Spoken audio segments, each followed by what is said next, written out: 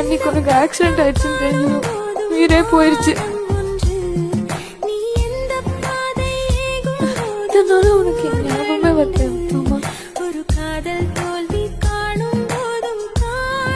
இன்னைக்குதான் உனக்கு என்கிட்ட பேசணும்னு தோணுச்சு.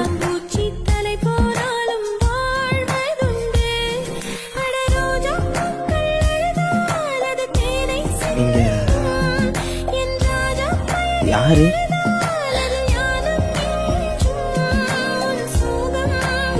மாமா,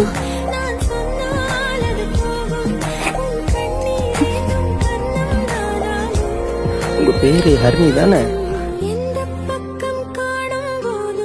மாமா ஏன் மாமா இப்படி பண்ற? நானும் உன்னை அடிக்க கூட முடியாது போ. வாங்கிட்டியா? போ மாமா. உன்னை எப்படி அறிய மறப்பேன்?